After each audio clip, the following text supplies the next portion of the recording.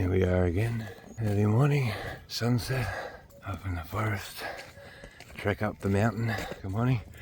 I don't want to film too many videos today. I'm just trying to keep it limited. I just wanted to document something before it started. Just heading up to those rocks, that big piece of granite, to check on the quartz that I left there last time. Should be interesting to see what happens. I'm sure you'll hear all about it if you watch my other series of videos. But you should be interested in textures.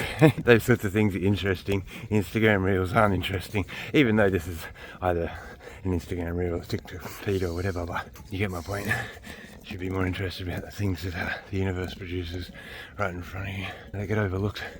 They're the most beautiful things. History. And this is the perception and awareness at play right here. See these roots, strangular figs, right? So if you know anything, if you've kept your eye out in the forest before, or you know anything about plant evolution and biology and how they work, that root right there will one day, in a couple of 100 years, if not 500 years, if it lives long enough, be one of the most beautiful strangular figs you've ever seen. Like, to the point where, because we have them in Australia. That's it, starting, that's its host tree. And the trees, you know, it's still alive, but just come out of a dry spell, and the strangler is living up to its name. It's a dominant species, so I mean that tree has seen its day. But it's not to say that left or right. I think I went left last time. Yes, I did. I'm sure. No, I didn't. I went right. I'm going right because I want to go up the mountain anyway. I don't know where I'm going, and it's this direction, so whatever. I probably took the long way last time. Maybe, who knows? I don't talk too much.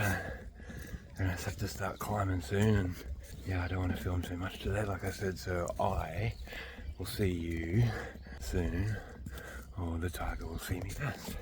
Quickly, I think I just reached Buddha Hill. Drone houses and stuff up here. That's very cool, a king cobra. Let's stand these faces up. Put them on the table here.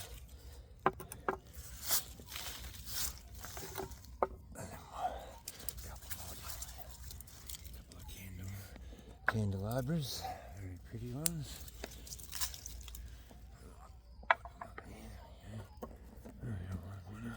Whoa, king cobra. Very cool. Mannequins. Trippy. Very trippy. Alright, let's not step on any of the foliage. That's very cool, isn't it? I love finding stuff like that. You know, like there's so much history behind things like that. How can people not be curious about that? I'll never understand. Anyway, I'm gonna go. Love the forest again. The jungle. I'm so used to being in forests. There's a jungle.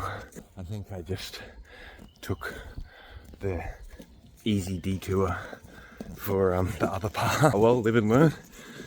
Oh yeah, no.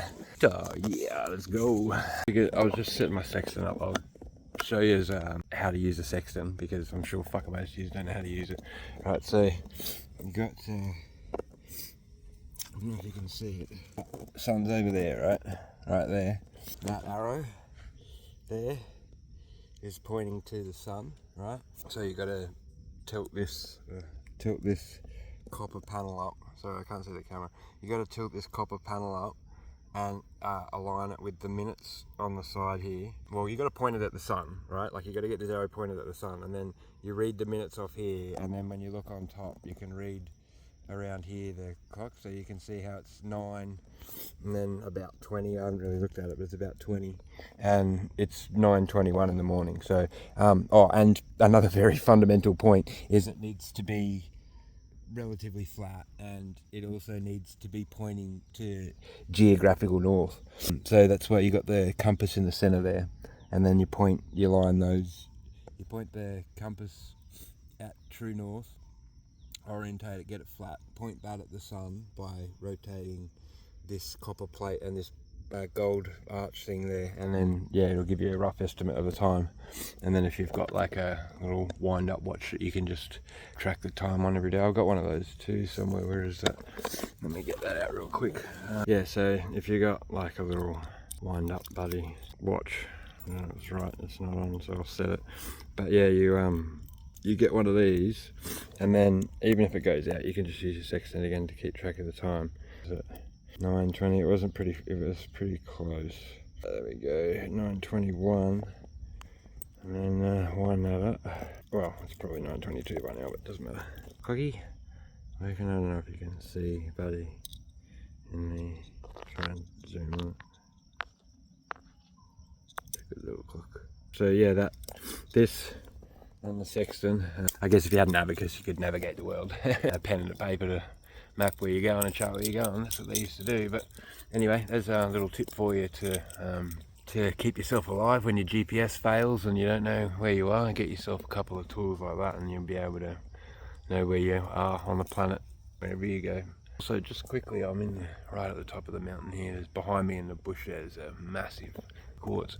But yeah, I'm going that way over there. I've got about another, I don't know, 500 meters or so before I get to the thing. I just stopped on this rock here and played some guitar and wrote some equations and some philosophy in my book.